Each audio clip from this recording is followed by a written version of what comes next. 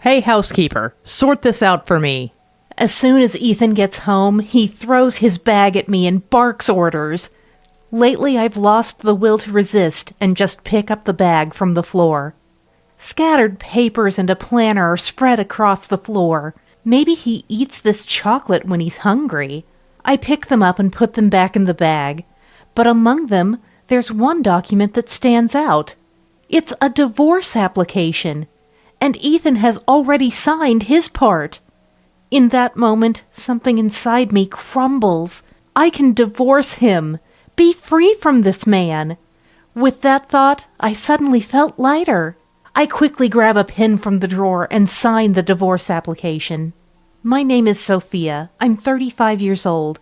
I work as an office assistant at an IT company. Luckily, I'm blessed with great colleagues and a pleasant work environment, which makes my life relatively stress-free. After quitting my first job out of college due to stress from interpersonal relationships, my current company feels like a haven.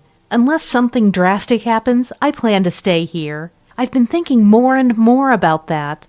But I have my own troubles. I can't seem to get a boyfriend, let alone get married. It's not that I haven't had chances to meet men. Company dinners, parties I've been invited to by friends, I've had many opportunities to interact with men.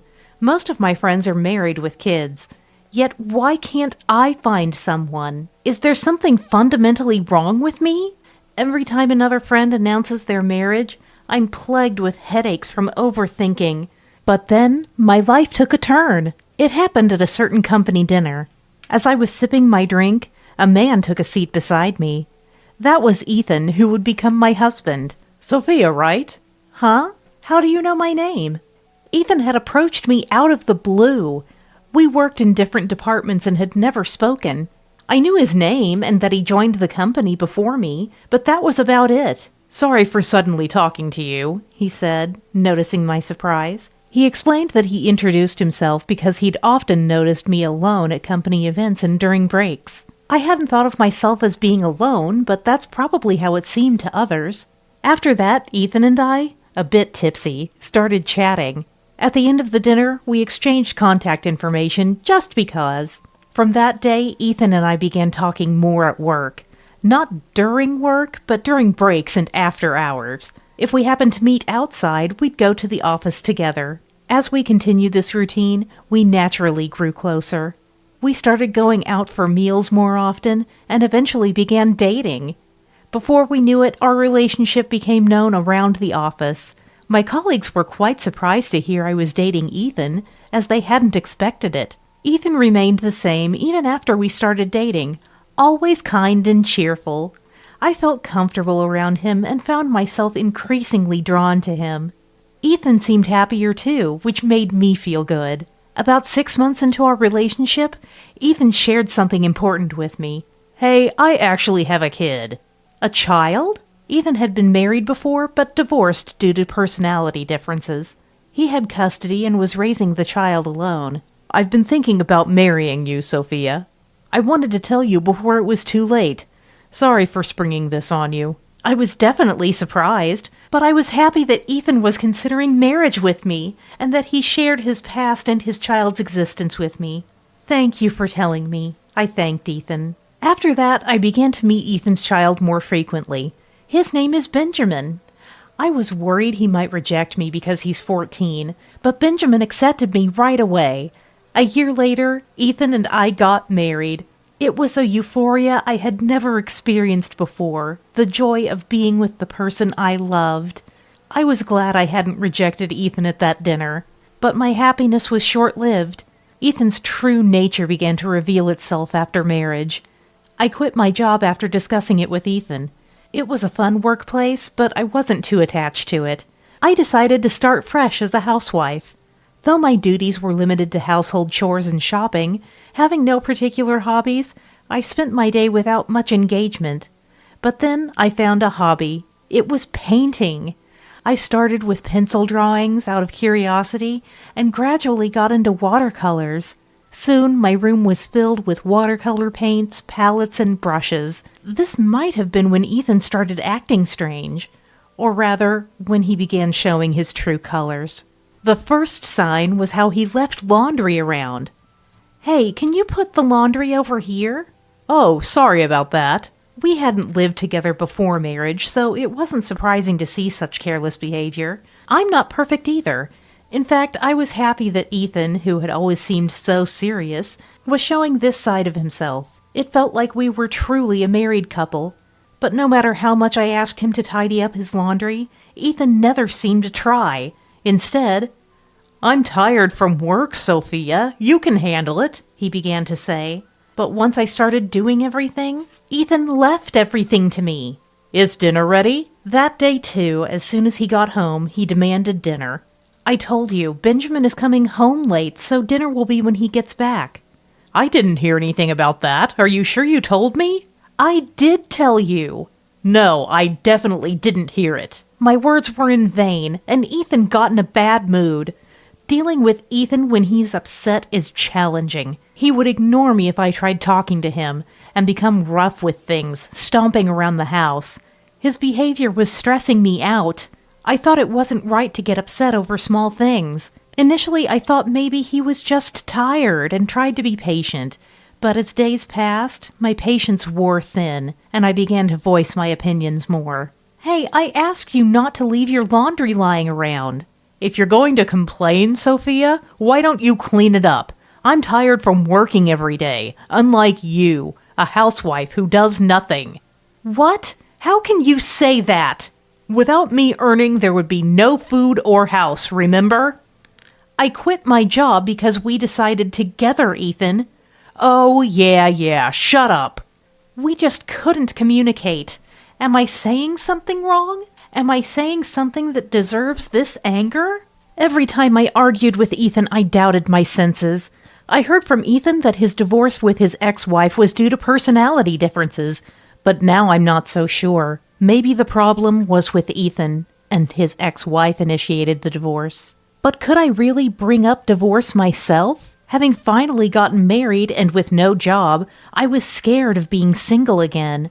And I worried about Benjamin. The idea of him going through another divorce and remarriage of his dad was distressing.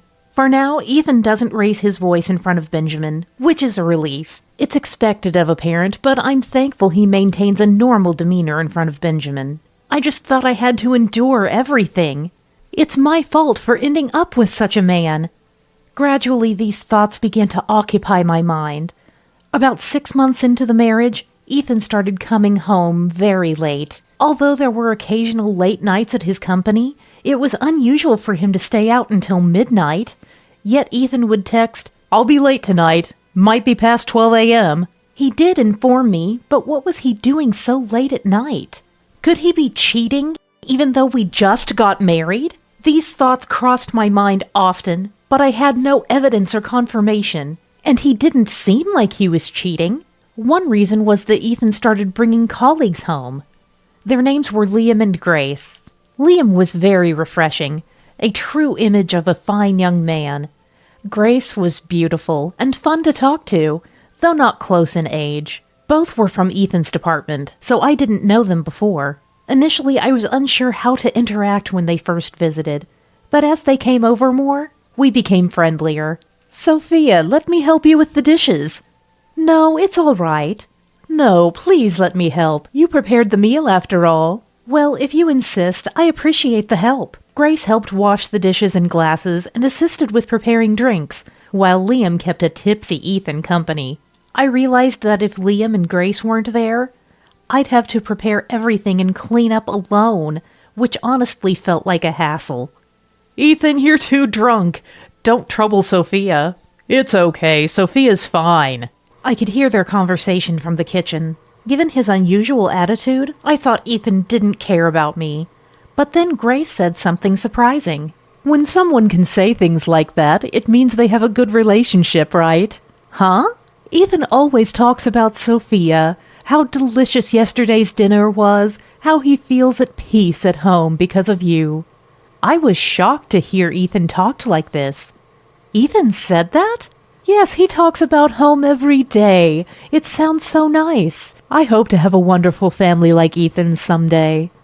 "Is that so?" I felt complicated. My home life was far from enjoyable. I didn't want anyone to aspire to have a family like mine, but considering Ethan's position at work, I didn't reveal the truth and just quietly listened to Grace. If one didn't know the inside story, it would seem like a happy family.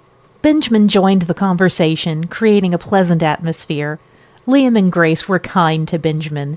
"Benjamin's 14, right?" "Yes, he's 14. "Wow, so young." "Liam, you're pretty young yourself." I enjoyed listening to their conversations. The days Liam and Grace visited were much more relaxing for me. Initially, I had difficulty accepting Liam and Grace when Ethan brought them home without notice, but now I was glad I hadn't turned them away. However, Ethan's attitude didn't change, even when Liam and Grace were around. It was good that he didn't get into a bad mood in front of his colleagues and after drinking. "Sophia really does nothing at all." Ethan, drunk, began to show his true colors. Liam and Grace seemed to take it as a joke. "Ethan, what are you joking about? Sophia's a wonderful person, right, Grace?" "Yeah, I really admire her." "Stop admiring her. You'll be miserable in the future." "What are you saying now? Ethan, you're drunk again." Liam and Grace thought Ethan was mocking me because he was drunk.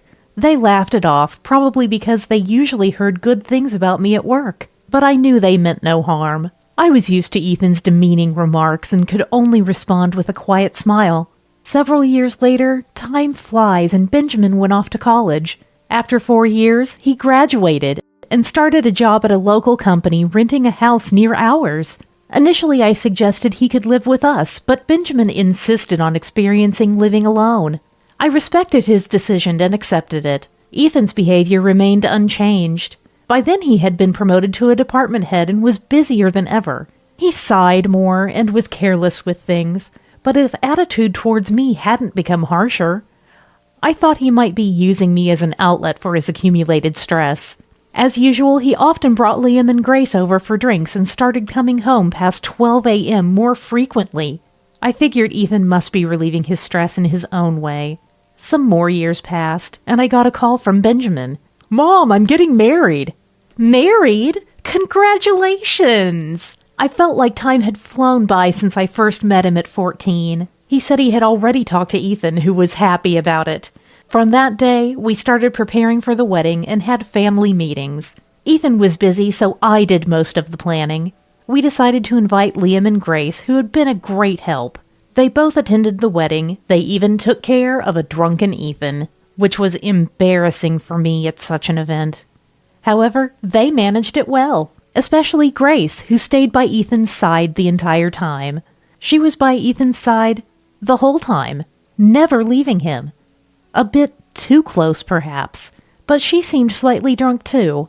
I didn't think much of it and just watched Ethan and Grace. Hours later, after a successful wedding, Ethan and I went home. He was quite drunk and slept in the back while I drove. When we arrived home and entered the living room, Ethan suddenly threw his bag at me. "Ouch, what are you doing?" I turned to Ethan, who was laughing. "Hey, housekeeper, sort this out." Seeing the papers on the floor, I, exhausted, picked up the bag without any retort. Papers and a planner were scattered around. Maybe he eats this chocolate when he's hungry. I gathered them and put them back in the bag. But among them, there was one out-of-place document. A divorce application, already signed by Ethan. What's this? Seeing the divorce papers, time seemed to stop. But then I collected myself. Ethan was asleep, drunk. Yes. Why was I continuing this marriage with Ethan? Benjamin had a job and was getting married. There was no need to keep living this way for the sake of the family. Realizing this, something inside me crumbled. Is this Ethan's way of saying we should sort out our relationship? I couldn't stop myself. I took a pen from the drawer, signed the divorce papers, and left the house with only the essentials. I filed for divorce immediately. My divorce from Ethan was finalized without issue. Although I had been treated badly, I never imagined he actually wanted a divorce to the extent of preparing divorce papers. All my efforts until now felt futile. I headed to a nearby hotel and decided to stay there for a while. After checking in, I entered my room, sitting on the chair. Exhaustion overwhelmed me. I fell asleep without even taking a shower. The next morning, I was awoken by my mobile phone ringing. Looking at the screen, Ethan's name was displayed. "Hey, Sophia, where are you?" "I'm at a motel." "Why are you at a motel? Come back home." "Come back? We're not a couple anymore." "Huh?" He didn't expect me to file the divorce papers. "Not a couple? Sophia, you can't be serious." "I submitted the divorce papers I found in your bag. You wanted a divorce, right? Well, now you have it." "That divorce application wasn't meant for..." "Then what was it for?" He said nothing in response. There was nothing else to think but that he wanted a divorce. "You're not saying anything. Got it. I'll come pick up my stuff later." I hung up the phone, but the calls didn't stop. Even while I was looking for a room and a job, the phone kept ringing. Just when I thought it had stopped, Benjamin called. I answered the call immediately, thinking Ethan might have told Benjamin something. "Benjamin, what's up?" "Mom, Dad told me you're not home." "Not home as in, Dad and I are divorced. Didn't you know?" "Divorced?" He seemed unable to accept the fact that I filed for divorce. "Why so suddenly?" "It was Dad. Maybe we should talk in person. Can you come home today?" I decided to invite Benjamin home to discuss the divorce with him and Ethan. Benjamin agreed, and we met after his work and went home. Ethan seemed quite shocked that I returned without notice. "Sophia, why did you suddenly leave home?" I sat down on the sofa. Naturally, both Ethan and Benjamin looked bewildered. "Yeah, why the sudden divorce?" "Because Dad prepared those divorce papers." "What? Dad did?" Benjamin looked at Ethan in surprise. Ethan appeared uneasy. "Well, that was not serious." "I saw your signature, Ethan. It looked serious to me." I pointed out and Ethan looked down. I had evidence that the divorce papers were serious. "Hey, you were having an affair with Grace, right?" "What?" I knew Ethan was having an affair with Grace. The reason was simple. The closeness between Ethan and Grace and their excessive physical contact was noticeable. I used to think it was just because they were drunk, but I couldn't stop thinking about them. I thought it was possible. While Ethan was asleep, I checked his mobile phone. There were intimate texts from Grace, and even photos of him at Grace's place. I quickly took pictures of these pieces of evidence with my phone. There were even photos of them in bed. Undeniable evidence. "An affair? That's not true." "There's no point trying to lie. I have proof." "Proof? When did you..." "When Ethan was drunk and asleep." "You went through my phone while I was sleeping?" "It was convenient that you fall asleep so quickly when drunk." Ethan looked frustrated upon hearing this, but soon began making excuses. "But really, I didn't mean to file for divorce. Grace told me to write it. I never wanted to divorce Sophia." "Really? You didn't want to divorce me because I'm a housekeeper who does everything and a wife who obeys you when you're angry?" "I really didn't intend to divorce you." Ethan kept insisting he never wanted the divorce. I thought maybe he wouldn't want to let go of someone who always obeyed him, but that doesn't matter now. Adults should be able to do some things by themselves. No matter what Ethan says, the fact that he called his wife a housekeeper doesn't change. People reveal their true selves when drunk. Even if you had no intention of divorcing, signing those papers signifies that intention. "What? Didn't you know that? You're quite the embarrassment. I have proof of your affair and I'll be seeking compensation from both you and Grace in the divorce proceedings." "Compensation in a divorce trial?" "Of course. Don't think you can escape this. I'll consult with a lawyer and make sure you face the consequences." He probably never imagined it would come to this. Maybe none of this would have happened if he hadn't thrown his bag at me after the wedding. Throwing a bag at someone, let alone cheating, is wrong. I realized how actions and words can drastically change someone's life. Later, I decided to move in with Benjamin at his suggestion. I was worried about being a burden, but he said, "That's not true. My wife likes you, and she would be happy to have you live with us." Gratefully, I accepted Benjamin's offer. I wouldn't return to this house, so with Benjamin's help, I packed my belongings. Clothes, watercolor painting supplies, I stuffed them into cases and headed to Benjamin's house. Ethan kept saying, "Please reconsider the divorce. I'm begging you." But what was the point now? Cheating already proved he had no feelings for me. I was truly glad to be divorced from Ethan. Later, I consulted a lawyer. Apparently, I could claim much more in compensation than I thought, given the length of our marriage. We summoned Ethan and Grace to the law office to confirm the affair. An affair? Grace seemed confused and initially denied it, but she admitted the truth once the evidence was presented. If she was going to admit it, she should have done so from the start. I had thought of Grace as a genuinely nice person, so learning about her affair and her attempts to hide it was quite shocking. By this point, Ethan seemed to have given up on everything. "I'm truly sorry. I will pay the compensation ordered in the divorce proceedings." If only he had regretted his actions before doing anything foolish. Eventually, both Ethan and Grace agreed to pay the settlement, and our lawyer explained the amount to them. In the end, Ethan and Grace formally apologized to me. Whether they were truly remorseful or just going through the motions was something only they knew. I hoped this experience would make them reflect on their actions and how much they had hurt me. After the meeting, I returned home. Benjamin's wife greeted me with a smile, which lighted some of my fatigue. Since the divorce, I started a part-time job near Benjamin's house. Despite any initial apprehensions, my colleagues were so kind that my worries soon faded. I got along well with Benjamin and his wife. Lately, cooking with his wife has become a joy. With the divorce finalized and the compensation received, I thought the issue with Ethan was settled. However, a chance encounter with Liam at the supermarket stirred up new troubles. Liam, apparently just off work, noticed me and happily approached. "Hello, long time no see." "Liam, it's been a while." I exchanged pleasantries with Liam and chatted briefly about recent happenings, work, and what we planned for dinner. But something seemed off about Liam.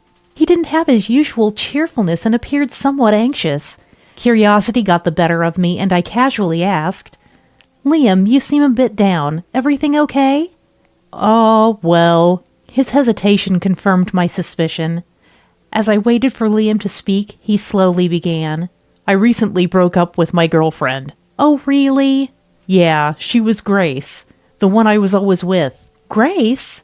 But Grace was—" I hesitated mid-sentence, but naturally, Liam picked up on it. "Did something happen?"